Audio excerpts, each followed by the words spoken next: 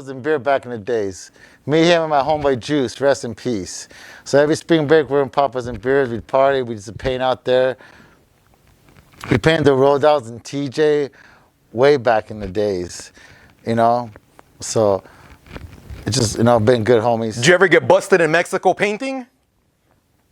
Nah, not yet. Knock on wood. Knock on wood. Now, Hurt, I actually want to backtrack a little bit. As you're sketching on your sketchbook, everyone's noticing you have talent.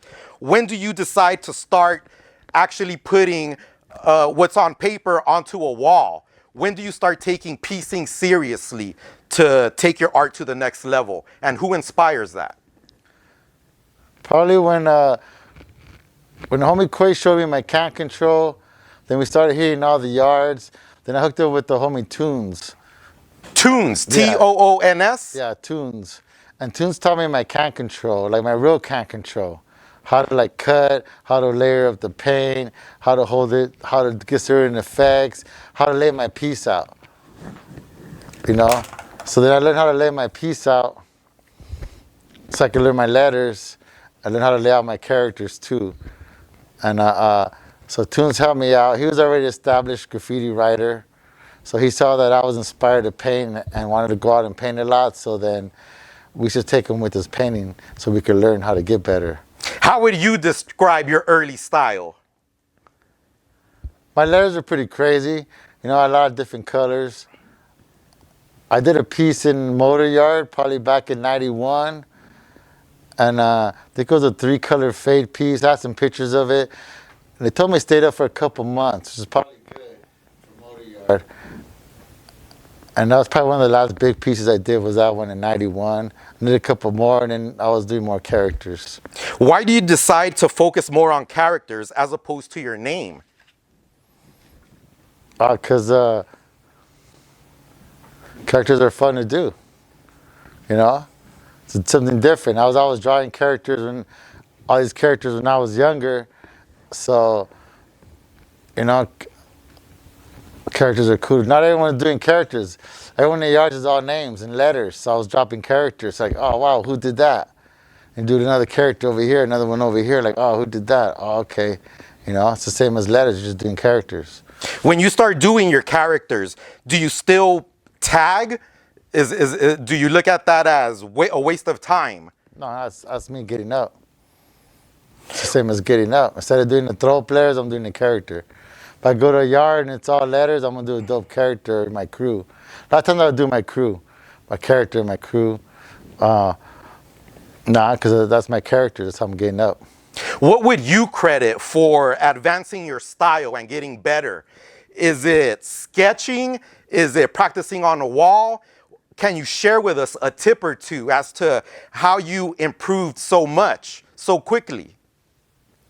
Probably watching other people paint. Just sitting down and watching them paint and paying attention. You know? Watching how they're doing it. Watching the process, how they do it. Watching someone lay a piece out and fill it in and watch them how they add and do everything is how you're going to learn. You know? Drawing is good too. Always keep sketching. The other day I did my name, I sketched it 8 times before I got the one I liked. I might like this one and that one and then put them together. It's always drawing and sketching, you know, and if you're going to paint to learn, watch someone paint. Just sit there and watch them paint so you can see how they do it. Is time spent painting important to you? For example, is finishing a production quickly important to you, or do you take your time without feeling rushed until it's done? Depends what you're doing. When you're painting those trains, they're going to roll them out. So you got to hurry up and finish them before they roll them out to get your pictures, because once they roll them out, that's it. So I got my painting down to where I could do a nice, good, dope character in 5 to 6 hours. A nice one, good one. You know, so that's just my, you know, like everybody has his own discipline. I could go 10 hours on the character. I come back in 2 days on the character, spend another day just on my letters or 2 days on the letter. It depends how much you put into your piece, what you're going to get out of it. One homie went and spent 4 days on the piece, came out tight. You know, okay, I'm going to go drop 2 days on my character. You know, so it just depends what you put into it. Have you ever been busted by police painting a character? And is their outlook on painting characters different than doing your name? Nah, I've been busted tagging, but not doing characters, just straight up tagging. Have you ever busted characters in illegal spots? That I've done, yes. Is speed important to you then, or do you take your time? Do you just make sure you have a good hidden spot? Depends if you can do a fast throw character, a quick one, or you can take your time and do something really dope. All the characters that I've been doing from the beginning of this year to right now have pretty much all been illegal, all of them, you know?